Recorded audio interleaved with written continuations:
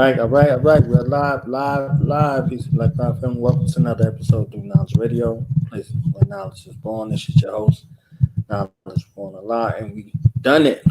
Okay, we have done it. The gods have smiled on us today and delivered us a gift in this personage of this philanthropist who has enthralled the minds of readers across the globe for over 20 years now.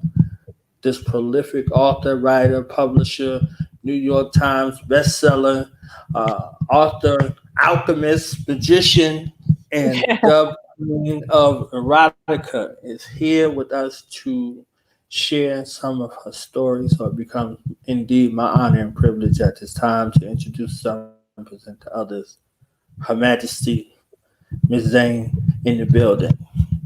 Hi, how are you? I'm good. How are you? I'm wonderful, thank you. I'm glad to have you here. Everybody's excited. You know, they were like, "Oh my goodness, you got Zane." I remember those books from back in the day. Oh my goodness, Zane. Okay, so you know, the family will be coming in here.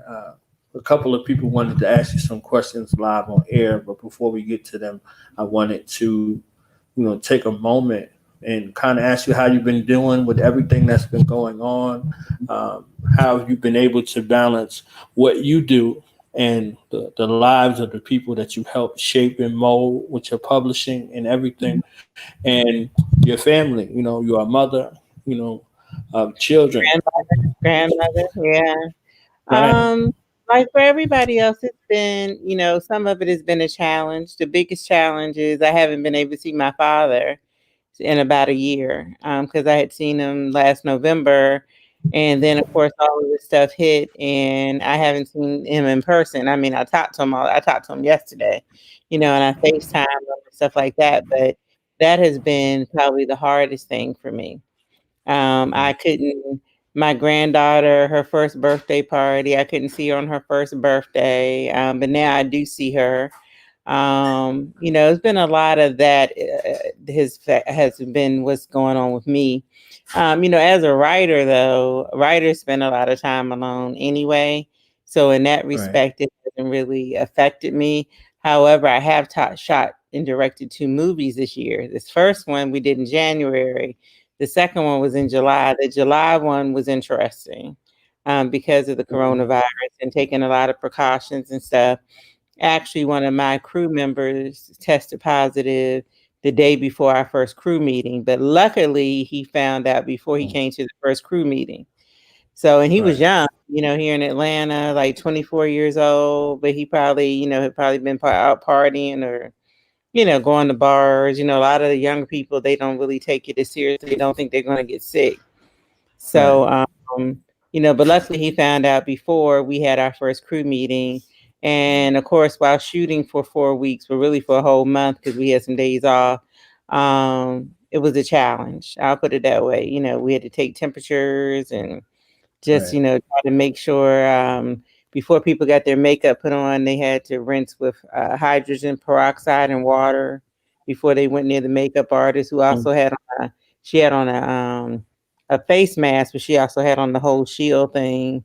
So it was just like a lot of precautions that had to be taken. But then on the flip side, once they got out on the set, I mean, they were interacting with each other, kissing, we had sex scenes, the whole kind of nerve wracking, because you just don't know, But it seemed like it went okay because it's been a couple of months and nobody has turned up, sick or anything. But it is really a challenge to try to do that. And that's why I decided I'm not going to do any more filming right now until it kind of clears up. Because I was supposed to be filming something else, but intentionally I had something scheduled for February, but I don't know. I don't know because it seems like it's getting worse. To be honest with you, just the certain things just aren't worth it. So that's been a challenge. Yeah. But, on the flip side, a lot of people are active listeners now. You have like active audiences now for creatives when it Right. comes to all types of things. You know, people are looking for something to do, something to read, something to watch. So in that way, it's kind of a good time, you know. So I always try to see the positive part and stuff. And even with content and people and trying to develop films and TV shows and stuff like that. Now this is a good time to try to get on someone's radar because most of the executives are at home. Like I know some people in Right. LA, some executives, they ain't been in their office since March. I mean, they have not been to their office. Mm. So, you know, this is a good time because normally if everything was in production, they'd have to be worried about, I'm sorry, they would have to be worried about getting those productions done and stuff. But since nobody's in production, really, not on that level, this is a good time because now this is a good time for them to consider content for 2021, you know, and that kind of thing. Right. Hmm. Right. So you had a remarkable start. I heard like 7 stories of how you got started. You know, Really, seven seven different different ways. But there was only Seven one. different ways. There was only one way. Right. So I definitely want leave it there and hear it from you versus how I heard. You know. Well, um, I basically got bored enough to actually start doing something. My teachers told me I was going to do in elementary school, become a famous writer. And I Mm. was living in North Carolina, and at night I got bored, and I was on America Online in the chat rooms and stuff, and I wrote this one story called First Night, and I sent it to a few people, and it just became this big craze. And I wrote a couple of more called The Airport and The Seduction, and I put all three of them on my free America Online web space at the time because it used to be with America Online, the different people, everybody had their own AOL web space. So I put them up there. Right. I shared it with a few people, and about 3 weeks later, America Online took it down after about 8,000 hits from word of mouth alone because of the Mm. content. Then I started posting on the American, believe it or not, the ACLU had a Black Erotica board. Wow. I was post on there. I eventually started eroticanoir.com, and I posted my stuff and other people's stuff, did like a monthly e-zine. And then a rumor got started that I had a book out. And so people were Mm. going to stores looking for my book, and I didn't have a book out. And I decided, you know, let me think about this, you know, because my background is in sales and marketing. And at that time, I had been Right. giving away my work for free for at least 2 years on the internet. So I'm thinking, would people really Mm. buy my work when I've been giving it away for free? So I did a little test on my website where it really amounted to about 50 Xerox pages of stuff I hadn't posted before for, you know, $10 plus $3 shipping and handling. So it was just about 50 Xerox pages. And what happened, I was spending all day in and out of Staples trying to print stuff out to ship these orders. And at that point, I realized if I could sell 50 pages for $13, that I could sell a book. Mhm.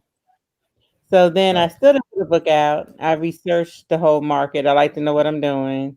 So I researched what it would take to order to put a book out, how it would be distributed, all that kind of stuff.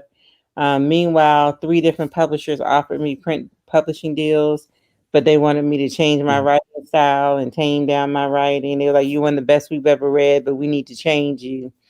And I was like, well, you Wow. know, I'm not interested in doing that. So in May of 2000, I dropped The Sex Chronicle Shattering the Myth. And in August of that year, I dropped Addicted, which had originally started out as a short story. And I had expanded it into a book in like early 1998. It was a book, actually, I was going to put a chapter a month on my website, just give it away for free, believe it or not. And so Mm. I put out the Sex Chronicles, went on and sold self-published over 250,000 copies in less than 6 months. And Mm. then I predicted it came out in August. And in November, there was an article in the New York Times saying Addicted was the hottest paperback in the country, but people were addicted to finding a copy of Addicted. So between August and about November, I sold about 60,000 copies of Addicted. And of course, the Sex Chronicles was still rolling. So then, you know, Right. different publishers came back around. I signed with Simon and Schuster, not because of the money. The money was great, but all the money was great that was offered to me. But I Mm. signed with them because of my level of comfort. To me, it was important that nobody was going to try to mess with my creativity. Until this day, Right. they still haven't messed with my creativity. I turn in the book, that's that. Nobody's trying to tell me what to change, anything like that. And of course, I went on to run imprints there and publish 120 other authors and do a lot of stuff that I didn't anticipate. I never anticipated, being published in different languages and all the things that have happened. I knew that there would be some degree of success, but not to this level. So that's the real story. I don't know what the other stories are, but that's the Ain't nothing like hearing it from the source. yeah, yeah. So the shift in thought in regards to you going from an author, you know, entrepreneur, full time. What was that shift like in that process? You know, where did you go within yourself to believe enough in yourself to take that leap? You know, Well, of the faith out funny there part and kind of is, begin to the work. funny part is nobody knew I was doing. So I can honestly say that I led a double life for 5 years. Most people can never say that. Some people joke around about living a double life. I actually Right. did. So when I became Zane, there really my whole thing was if I put this book out, something crazy happens, whatever, nobody ever know I did it. Right. So that was part of it, a level of comfort for me. Like I said, I thought it would, hit, but I didn't know if I really wanted to be this Zane person and all that kind of stuff. So I was given 5 years to figure that out. I mean, nobody, not even my Mm. parents knew I was Zane. When I say I lived a double, nobody knew that I was Zane. So it was pretty comical. Yeah. That's But amazing. and so it was kind of easy for me to take that leap because I really wasn't really taking it as, the real me. I was taking it as, a persona, you know, Mm. somebody else. Yeah. You made a reference and a distinction between a writer and an author. I would like for you to explain that. Well, yeah, there's a big difference between being a writer and an author. As a writer, like when I get off the phone, get off of this, I'll be editing or writing and doing stuff like that. Writers spend a lot of time alone. We're kind of introverts. Most of us are. But as an author, right now, I'm being an author. An author is more of a personality. The person has to go out and talk about their work and convince people to buy their work and that kind of stuff. So there is a difference, and a lot of people are not comfortable with being an author. Like I know a lot of writers where when I asked them to do a reading or something, they were like a nervous wreck, or if Mm. they had to go out and do something, they were like a nervous wreck. And I was kind of like that at the beginning. When I finally came, I'll never forget. I My first appearance was at this event that Simon and Schuster was having at Tiffany's, the expensive auction house or whatever. Right. Right.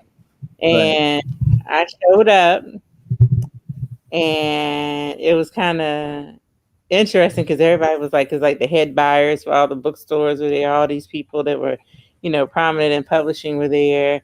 People from Simon and Schuster had never laid eyes on me before. It was almost I felt like I was on display, and it was interesting because people that was their first, like the first look kind of thing, Right. and I remember that it was interesting having to interact with people as Zane, because I had never done that. And then Mm.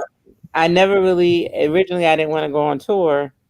And it was because, and I didn't go on tour until my fourth book. So my fourth book was out. And I was afraid that people were going to think I was, quite frankly, a bitch or stuck up or something like that. Because I'm not very, I talked a lot with people that I know, but at that Right. time, I was very quiet around and very apprehensive around people I didn't know. Mm. So I was afraid it was going to come off the wrong way. And for some people, it did come off the wrong way. I was right about that. So a lot of people just assumed really what it was, that I'm very humble. I'm just very quiet, stuff like that. But some people did take it the wrong way because some people expected me to, just be very conversational, talk about my personal business, all of that Right. kind of stuff. And that's just not me. So, but I knew that would happen. I knew that some people would take it the wrong way. Yep. So, All right. so there is a difference between being a writer and an author. Definitely. I Yeah. want to ask this question, and then I want to bring on my sisters from Goddess Rap because they had some questions that they want to ask you. Okay. What does it take, or what do you look for in an author? How does someone come to you? Like what are your qualifications for you to publish their work? Well, right now, I actually have kind of stepped away from picking up new authors. I do Mm, more publishing services. My daughter and I both do book packaging and editing and, promotions and just helping people get it together. Um, but what I will say, what I used to look for and what I think is important, no matter who it is and whoever's looking, is to think outside of the box. Most storylines have already been told, but it's what you bring to that vision, what makes your storyline different. And when I was picking up other authors, I was looking for people that thought outside of the box, that were very entertaining, that do what I consider a pie. They know how to make a pie. They know how to persuade, inform, and entertain people all at the same time. And I feel like that's okay. an important element for it. A book should be, you want to you want to maybe persuade somebody to do something or believe in something that they may not have believed in before or open their eyes to something. You want to inform them about something maybe that they didn't know. And you want to entertain them where it's not feeling like it's some kind of textbook kind of situation. If that makes sense. Are you frozen? Hello? Perfect. Oh, Perfect. yeah. Yeah. It makes perfect sense. Qualifications are necessary and standards. So if people are looking, they're interested. I mean, we have to have those Right, qualifications and those standards, right. in every aspect of our life. People are like, oh, it's just, it doesn't matter. When people say it doesn't matter to them first. So if you can't have somebody, believe in you, when you don't Mm-hmm. believe in yourself, and that's evidence, in your Right. state. Absolutely. Absolutely. So I want to bring my sisters in. They've been Okay. chopping at the bits to get in. I love them dearly, and I wanted you to hear from some sisters how your work has impacted them. If that's okay. Oh, great, So great, great. let me, Great. let me bring in my sister Marie and sister Gabette of God's Rap. Hi, how are you? Hello.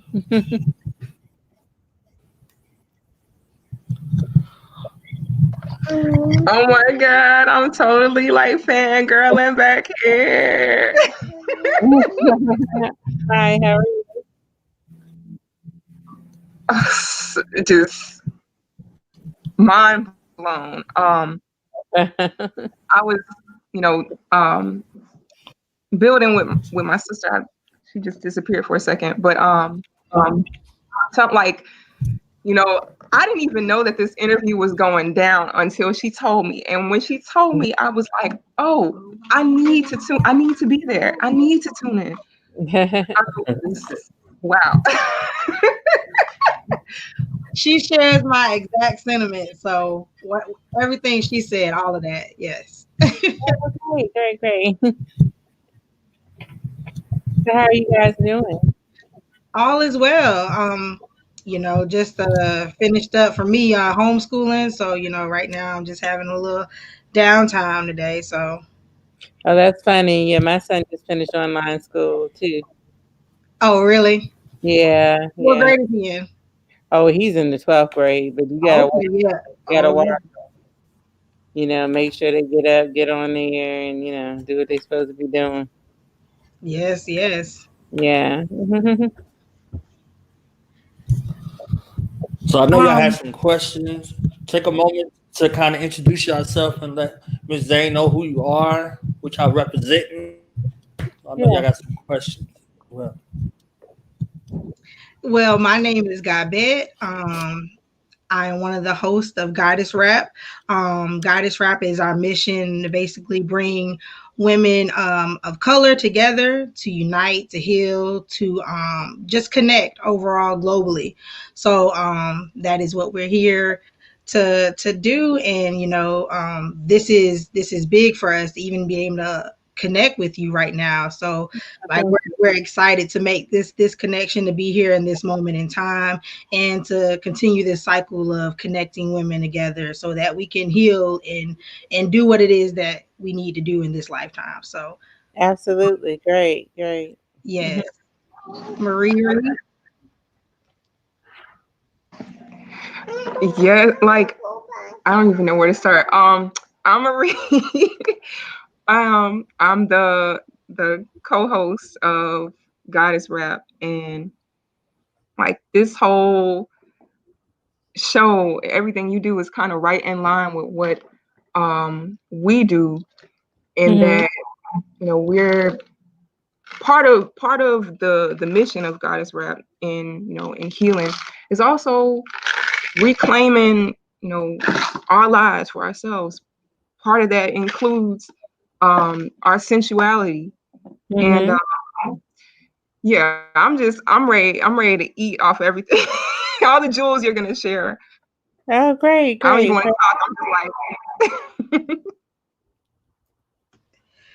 Yes. I know one of the questions I had and I wanted to ask is on the writer standpoint, and that's as it relates to you. Like, what is a good setting for you? Like, where do you like to write? Like, what is where do you get your creative juices flowing? Like, where do you write at? Wow.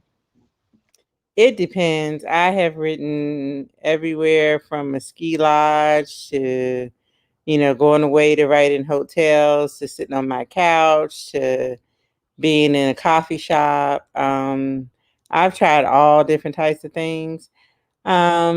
I don't know what my perfect situation would be, to be honest with you. It would probably be somewhere secluded, though. Definitely somewhere secluded, uninterrupted. Whether it's my office or a hotel room or something like that, just having the ability to be able to focus. That's what it really comes down to. Yeah, being able to focus. you caught how that parallels, setting the mood for the bedroom as well. But it's crazy because I think that in listening to you today, the things that I take from it, from your work, sitting up here going through here trying to find like the parts I really like, but it's different now as an adult because and also being a writer, I'm looking more at your work, trying to better understand the craft, and just having the courage to say things as a writer that a lot of times writers don't ever feel like they're writers. And then when you brought out the points about being an author and the difference between writing and authoring, it was just like so on point. First, having the courage in yourself to invest the time and the energy to nurturing your gifts and then birthing it and presenting it to the world. I wanted to know a little bit about, I guess I had a whole slew of questions, but the cultural atmosphere at the time when you first hit the scene. I know for me and Gabi and a lot of women of our generation, you provided sex ed for a lot of us. And I'm going to come back to that point later, but for those that don't know who this woman is, could you go a little bit into that? Like, what were things like when you first hit the scene? Well, when I first hit the scene, there was there was a lot of white erotica. There was very little black erotica. And that's one reason why I decided to do what I did, because a lot of people were telling me I shouldn't do it, quite frankly. A lot of different writers that were already published were like, don't do it, Zane, write something else, put something else out. And I said, well, why should I not put this out? It's all about, why should women feel like they can't be comfortable in their sexuality? Which is why with the Sex Chronicles Shattering the Myth, I talked about the different myths that I was shattering. Black women being, not that sexual, women being less sexual by nature than men, all of those different myths like that.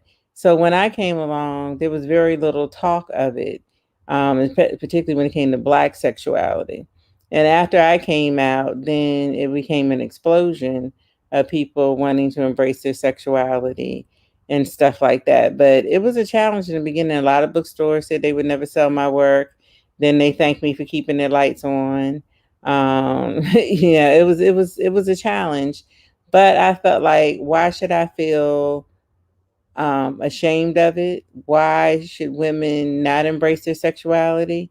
And, a lot of it, even before I put a book out, I was doing a lot of advice email from the beginning, women from all over the world. And it was crazy because, one country that was really sexually oppressed that I got a lot of emails from was India.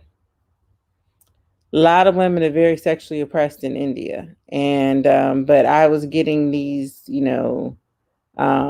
pleas or people asking me for advice from all over the world. And then a lot of women just thanking me for letting them know that they were normal, that there was nothing wrong with them. So it was interesting back then. And now, of course, there's been a big explosion. And while Little Kim and stuff was out and a couple of people now, like even now, look at the people, the fit people having over the WAP video, the WAP song. I'm like, for real? And even before I saw it, I made a post. I said, I haven't seen it yet. I said, but I'm quite sure I've written stuff that's worse and have, shown worse stuff on camera than whatever it is they're talking about. And I was right. But even now, with people having this big fit over the WAP thing, I'm like, okay, y'all are freaking out over two Black women or two women of color, I guess. 'Cause I think Cardi B is actually a Latina, talking about their vaginas. I mean, it's like y'all are freaking out that much over it. So it's really interesting. I feel like it's still a lot to be done.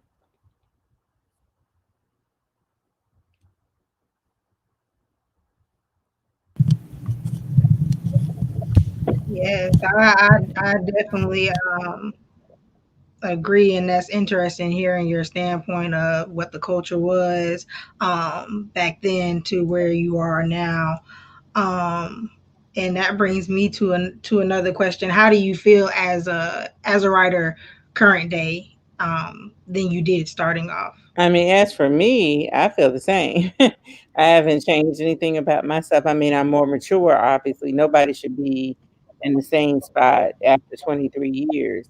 But as far as my level of Mhm. comfortability, I'm still going to write whatever I want to write, like I'm writing right now. I never have been affected by what anybody says or thinks when it comes to my writing. I mean, that's like the last thing I'm worried about. I know that if I enjoy writing it, somebody will enjoy reading it, somebody will be able to relate to it. But I don't worry about, what's going to happen, what people are going to think, how many books are going to sell, who's going to be mad at me, because people are always going to be mad at me. If you go on my Facebook page, I could say the sky is blue and somebody's going to try to cuss me out. I mean? It's just as simple as that. I posted a picture of me voting the other day, and I was standing next to the statue of a man with a buck's head, and it was a symbol. It's in front of the Buckhead Library here in Atlanta, and it's a statue that about the storyteller telling the story of how Buckhead got its name. And people were like, "Oh, you're standing next to a statue of the devil," or I forgot, Baphomet or somebody in here. And I'm like, no. I was like, that is not, people like, you need to take that down. You're a devil worshiper. So it's just funny to me. So for me, I know I'm gonna get criticized. I always get the question from reporters, how do you deal with your critics? And I say, I don't. I don't even read. Like, I've heard of negative articles have been written about me. I haven't even read the articles. Other people be like, oh, that article said, I haven't even read them. I don't read, like, I don't even on Amazon. I don't think I've read reviews of my books for at least the last 18 years. And I'm just being serious. I don't go in there and worry about how many stars I have, what people are saying, because when I let the book go, it's the book that I want to put out. Period. You see what I'm saying? And the more readers you have, the more followers you have, the more criticism you're gonna have. And I knew that before I started. Like before I started, I did go on Amazon and I would read different reviews for different authors and stuff. And the thing that I knew, the ones that had the most readers, the more negativity they had, white or black. You know, the more readers they had, the less stars they had, the more negative reviews they had. So I was prepared and I knew of what I was writing. I already knew it was coming. So, but as far as like, how is my writing affected by anything that's going on? It's not. You know, I write what I want to write. That's it. You know, it's whatever. I don't keep track of what other people are writing. You know, I just don't. I mean, it doesn't matter to me. I'm like there's a reason why they put the blinders on the horses. I'm like a horse with blinders on. I only see the finish line, my finish line, what I want to do. I don't, the blinders, I don't see what anybody else is doing. I mean, and that's just the honest to God truth. I know a lot of people get caught up in what I'm doing. Like, so I've heard, I know a lot of writers are worried about what so-and-so is putting out or what they said or what they did. No, I don't care about any of that. It's just like, Yeah, and I think that's dope. What you said, even not being entertained by other writers, that's helping you keep your own creativity that is needed and that is unique to you. So that is dope. Also, I think it is dope. You standing firm in your decision. That's something. I'm not saying I don't read other people's books, because I No, do no, no, read. no. But I'm saying like checking for them, seeing what trend they're on. Like that's you keeping your own creativity intact, and that's what's unique to you as a author, as a writer. So I think that's dope. I think also with you saying that you stand firm in your decision and you're going to put out what you want to put out. That's something that's also good because I think that a lot of women or people in general, we have this thing where we want to appease everybody and we kind of miss the agenda and the objective that we are trying to convey and put out there. So I think that's good to be able to stand firm in your decision, and no matter what people say, because you're going to have people that love you and you're going to have people that hate you. That's life. Absolutely. And one of the first articles, if not the first article that was written about me, definitely the first article that was written about me in Publishers Weekly was called Controversy Sells. And it does sell. If you're going to be complacent, if you're going to try to do what everything everybody else is going to do, you're just going to be one of those numbers. I mean, that's never anything I set out to do. I'm just me. I'm going to continue to be me. And in fact, one of my books that came out, Vengeance, I even told the publisher, I said, before you put it on the schedule for it to come out, wait for me to turn it in. I said, because this book is there's nothing normal about the character in the book. I let them know straight up. She's not, she's batshit crazy. She's not going to be able, it's not one of these happy ending love stories where she's just going to be all of a sudden just perfect and all that kind of stuff. She got issues and she going to have issues. And so I literally told them, I said, before you even, I had her best friend was, a transvestite. There was a lot going on in the book. I said, so before y'all even put it on the schedule, in case y'all have a problem with it, I was like, if any of the books, y'all always let me have my creative freedom. I said, but this book, I want you to wait and read it before you put it on your schedule. Just in case, you feel like it's gone too far. I mean, she was a dominatrix. She had two pets, one named Glaze and one called Piece of Shit. I mean, I just went, and I just like, this is not a normal book, even for me. So before you say it's coming out such and such a date, let me turn the whole book in and you decide if you really want to put it out, because this might be one I need to just put out, self-publish myself or something. So, but they put it out. But like I said, I'm just doing me, it's just as simple as that. It might seem crazy, but that's what I'm doing. Wow. Like, okay, so before reading these books, I thought you were fearless before, but talking to you now, that has just confirmed confirmed it within me. But have you always been like that? Like, is it something that you had to grow always been like into, this. or? I've always been like this. Even as a child, I've always, what I believed in, I believed in. I've always been very observant, though. Like when people used to get in arguments, like say I would have been somewhere when I was younger or college age or whatever, and men and women were arguing about something, we were out somewhere and people were arguing. They were like, what do you have to say about it? I'm like, I'm just listening. Because to me, it was what I call a moot point. It's a debate where everybody could be right. I would just sit there and listen, but I've always done me, and been who I am. And it's just as simple as that. And, some people like it, some people don't. Some people call me their mean auntie or their mean cousin or whatever because I always keep it real. Some of my friends, they get upset with me, but then they thank me because, a real friend will tell you the truth, or at least what they see going on. They're not going to sugarcoat it or anything like that. So some of my friends think I'm very hard on them, but I'm just being honest, particularly if they're calling me about the same thing over and over again. That's what begins to irk me. It's like one of my friends had this big fight. One of her boyfriends got up in the middle of the night and left. And then we went to a play the next day. I'll never forget this. I was still living in DC. And she was just like, do you think I should call him?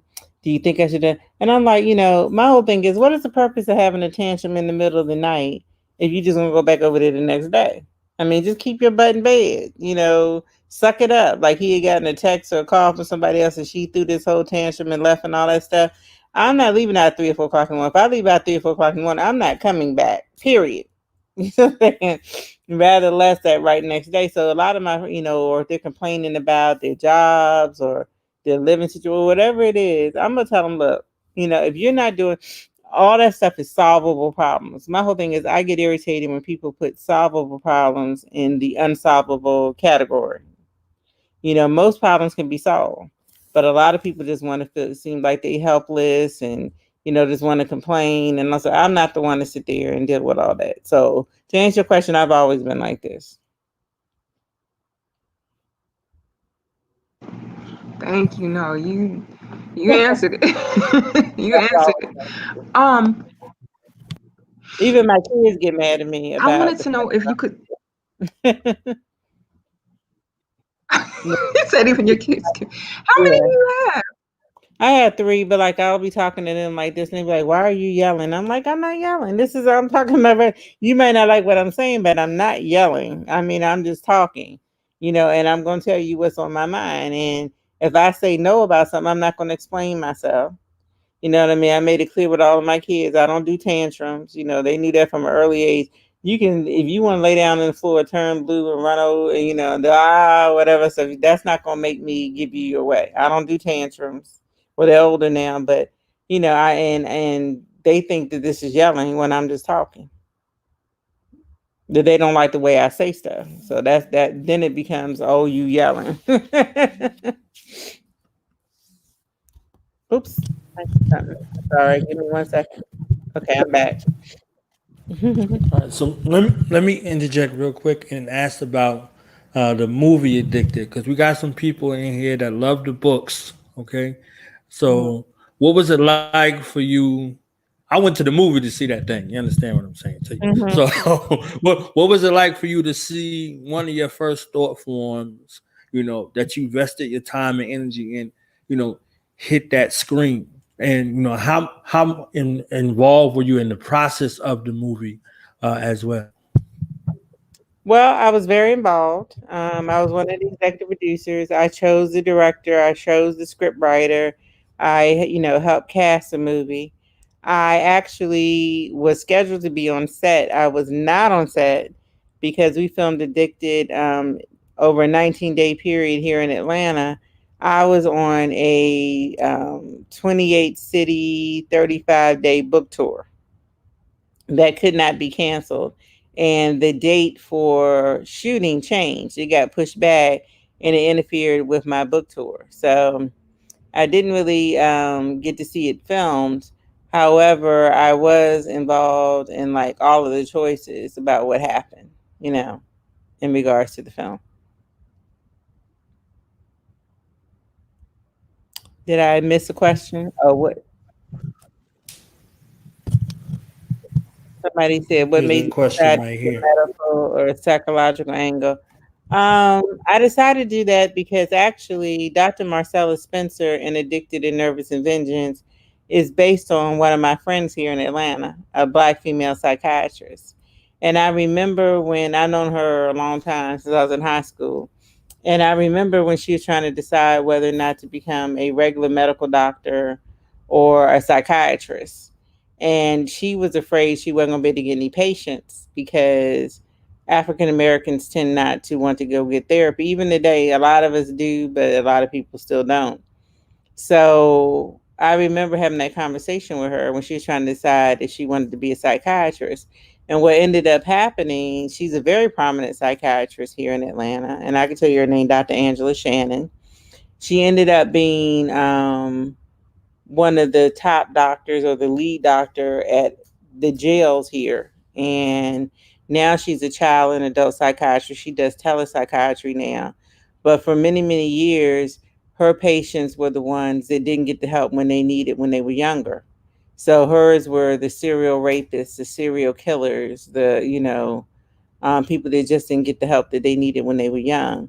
So because of that, I thought about, like, if you read all of my books, Addicted, Nervous, and Vengeance, their issues stem from their childhood, stuff that was not addressed when they were children.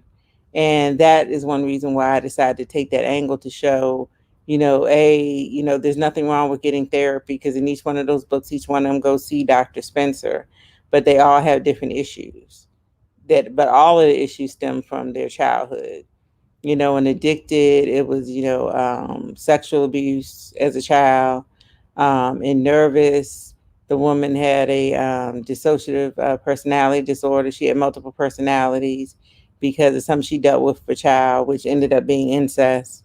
And then in Vengeance, I wanted to deal with systematic or generational mental illness in families. I was actually watching a video this morning on YouTube, about somebody, a real person who was dealing with psychological issues, whose mother was a schizophrenic, but she's not a schizophrenic. Her issues are different. And so in Nervous, it was the same thing. The grandmother had something wrong with her. So her mother ended up having something totally different with her. And then the young lady that I wrote about, she had like an explosive personality disorder where she would just explode, at different times. And so I wanted to write about, because I see it. I have friends who I know have issues, and I see stuff starting to manifest in their children that they're not addressing because they haven't addressed their own issues. So it may not be the same exact disease, mental illness, but it can be, manifest in the children.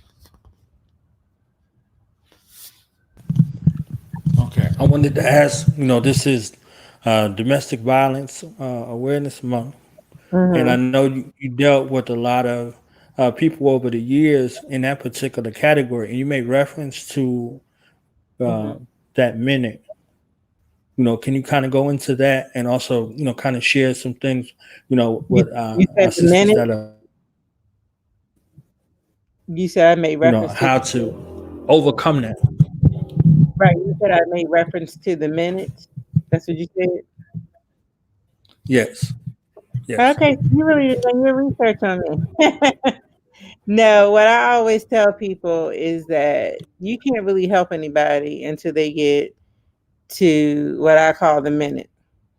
Really, sometimes even the second. The second of the minute of the hour of the day where they realize that's it. They're not going to take another. They're not going to deal with it another. Another minute. And until somebody gets to that point, there's very little that you can do to convince them to get out of an abusive situation. And for some people, it takes less of something. For other people, it might take, getting out the hospital after fighting for your life.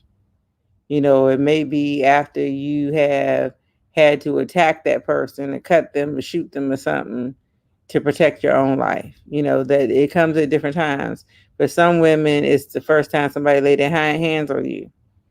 Like I posted something on Facebook the other day, this wedding where the woman jokingly was going to feed the husband the cake, and then she pulled it back and then was given to him. Then he slapped her in front of everybody, and almost knocked her down. And she just wiped her face, rubbed her face, and put the cake down. And he just continued just talking to his friends like it was nothing. And it was very clear that that wasn't the first time he had hit her. You know what I mean? But there he was on their wedding day hitting her in front of everybody. So for different people, it takes different, people on my page like, oh, that had happened to me. That would have been his ass. For some people, it would have been. But for her, she just put the cake down, wiped her hands, rubbed her face, and, just was silent. You see what I'm saying? So it really, a lot of people will write me for advice saying, I have a friend, I have a sister, I have my mother, who's being abused. And it's like, you really, really, I've been in that situation with some of my friends, and you really, really can't do anything until they reach that moment. No matter, how much you talk to them, they're going to go back. And I don't even know if you guys watched P Valley. I thought it was very interesting in the season finale where the Mississippi had been being abused by her boyfriend the whole time. And then when the bouncer finally, was beating up her boyfriend, she pulled a gun on the bouncer and was like, get off of him. That's typical. So she hasn't gotten to that minute. Yeah, even though she was coming to work beat up and, all that kind of stuff like that, she ended up trying to protect her abuser because he was getting his ass beat. So, yeah. I hope that answered the question. Most definitely. Goddesses, y'all got any other questions?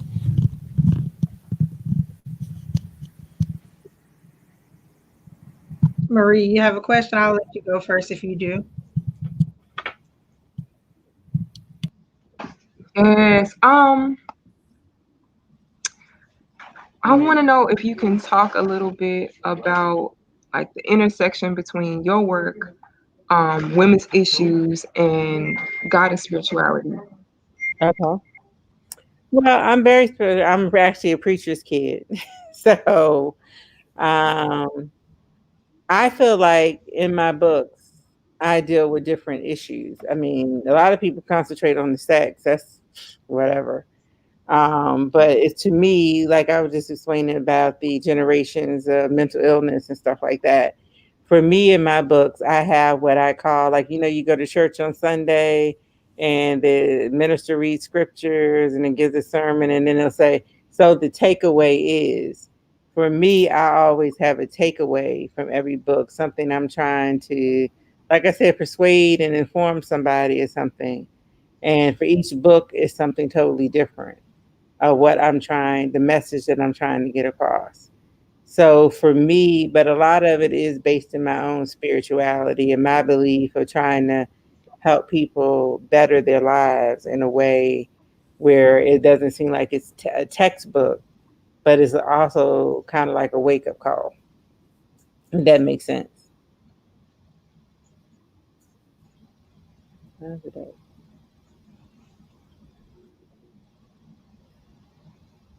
that answer the question? Oh yeah, absolutely. Okay. Thank you for that. Got that? Yeah. Yes. I want to. Yes, I want to definitely take the time to thank you for allowing me and Marie to come on today and be here with you unborn and ask some questions. So I definitely wanted to say I'm thankful for that.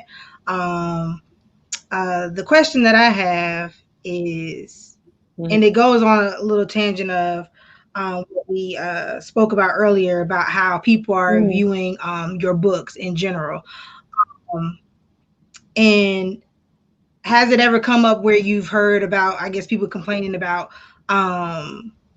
children reading your book, and how do you feel about those negative comments as it relates to your work of art? It's come up a lot, but And my books are not for children, and parents need to regulate what their children are reading. I mean, it's not my responsibility. When I was a child, there were books that I'll never forget. Now I went back and read it as an adult, and it was tame to me then. But I remember I read this book called My Daddy Was a Number Runner by Louise Merriweather that I found in my parents' basement.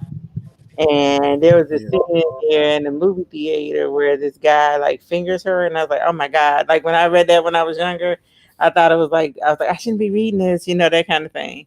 I went back and read it as an adult, and of course it was a totally different experience. But my whole point is people have to, regulate what their kids are reading. But on the flip side, a lot of people have brought their teen children to my book signings. They have book signs because they're like, I'm just glad that she's reading. I'm glad she's reading something. You know what I mean? And a lot of them feel like there's nothing in there that they don't already know, which is true, to be honest with you. I mean, when you look at current day, when you look at current day You and ain't technology, teaching them nothing. You know what I mean? So like 14 and up, trust me, is really nothing in my books they don't really know about already anyway. exactly. So, um, you did answer my question, by the way, and that's interesting to hear you say that. I share those exact sentiments as well when I hear people talk about the erotica field, because a lot of people have issues with that field for Right. whatever reason, and it's just like, well, that is a genre in itself for You know, adults. So it's here's like my a whole situation, thing, but they don't have a problem with their kids reading street novels where people, right? where drug dealing is being glorified, and most of Right. those have sex Right. in them, and people are getting killed and get their heads blown off, Mm-hmm. all that kind of Right. stuff. They'll let their kids read that kind of stuff. You know what I mean? But then complain about erotica, and I find that interesting because the street novels have it all in there. They do. They have like you said, the street violence, all that, and they have a little bit of erotica in there as well. They had the sex, but Mm-hmm. sometimes it's very rough, graphic sex, people getting raped and, all Mm-hmm. that kind of stuff like that. And women, because the one thing I say about my books, people can say what they want, but there's nothing in my books that I feel is degrading to women in that respect.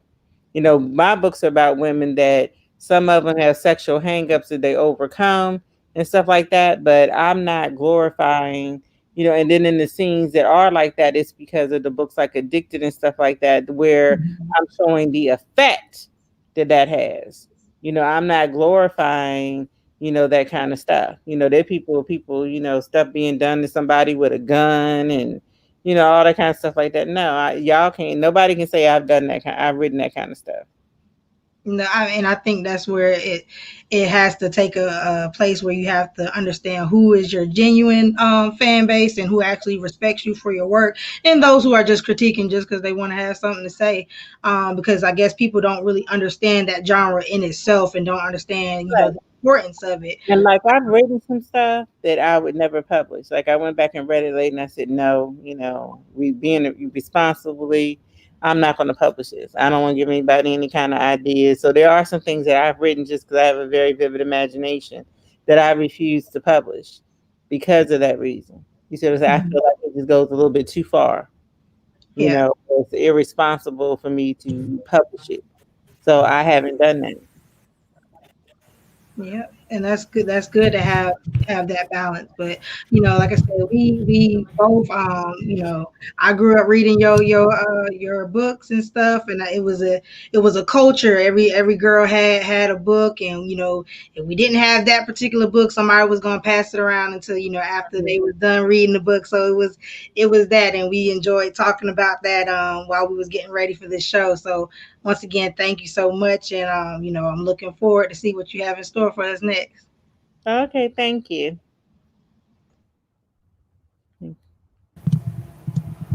Yes, I second that. No, I appreciated the comments you made about regulating what your child reads and whatnot.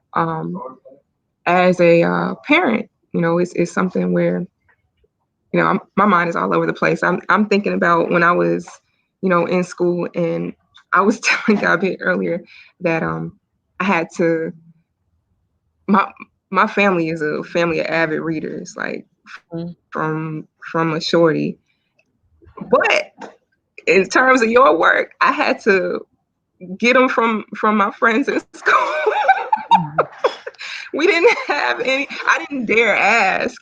But yeah, it's so much I want to say. Like I just wanted to thank you thank Born for allowing us to be here and to eat off of, what you're bringing.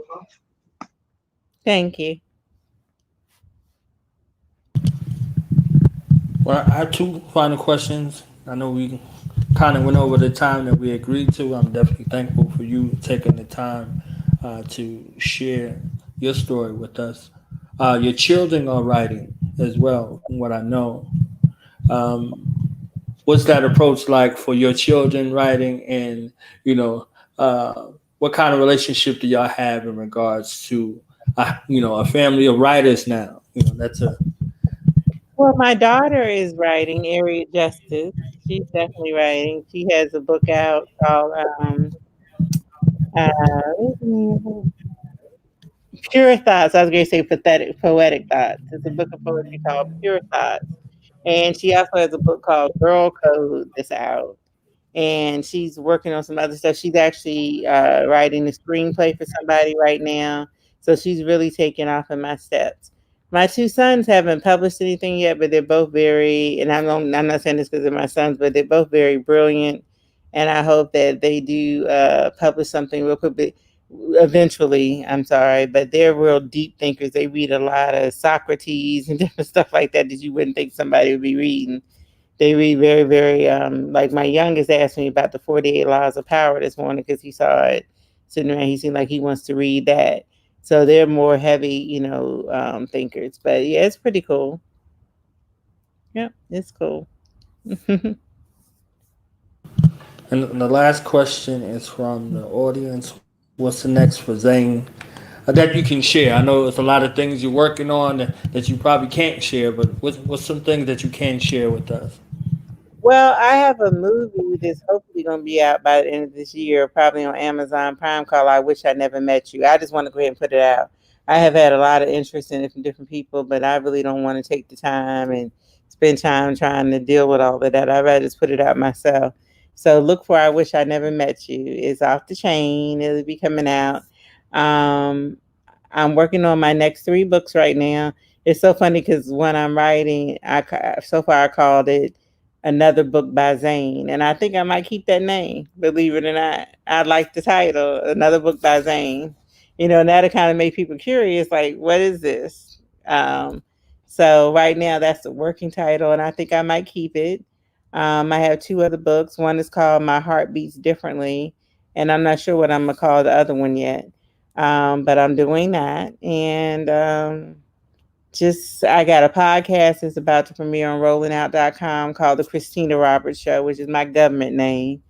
And people can find me, on Facebook. Just type in Zane. I'm the one with the most followers. And on Instagram, Planet Zane. And that's about it. If anybody's interested in any book consultation, editing, book packaging, any kind of services to deal with publishing, my daughter and I do that. They can email us at planetzane@gmail.com for more information. And that's pretty much it. Well, definitely thank you for taking time out of your schedule. You got a lot of stuff going on. To still be approachable, to still, share your authentic thoughts and, give us another perspective aside from what we read. What we see, what we hear is just as important as what we read. So definitely thank you again. Okay. And we're going to be looking forward to that podcast. Thank you. Thank you so much. Well, you enjoy the rest of your day. Thank you.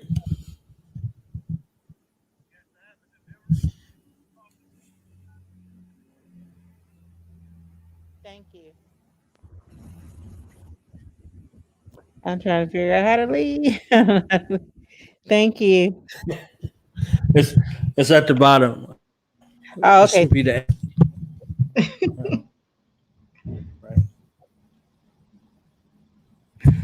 I know y'all got a commercial before y'all go, okay? Tell us we got about Goddess Rap before we wrap. Please. Yes, please. Well, he said please. He said please. Well, he did say please, right? It's not. But I want to thank Born, for allowing us to come on the platform today. This was totally not planned. And, you know, I'm humble. I'm thankful for this opportunity. I was talking to my sisters and my mother. My mother was actually watching and was engaged with the discussion today. And like I said, it was Zane was big in our culture, like I said, even from Marie growing up somewhere totally different, and me, you know, being somewhere totally different. But this was a culture that, you know, was, you know, African girls. We were reading this, like, so it was something to be able to engage with her as an author, as a person outside of just reading, you know, her work. So again, I want to say I'm thankful for that. You know, again, for those that are watching, you know, me and Marie, this beautiful chocolate sister above me, is the host of Goddess Rap. You can check us out on Facebook at Goddess Rap. You can check us out on YouTube at Goddess Rap. If you want to get in contact with us to come on the show, to interview us, to get us on your show, feel free to contact us at goddessrapgm@gmail.com. And look, you know, look us up and stay tuned for more. We have some great things on the horizon. Yeah.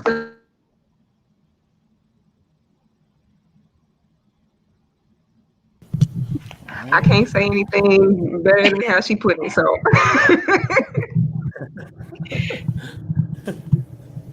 I'm with her. We are together. I'm with her. We together.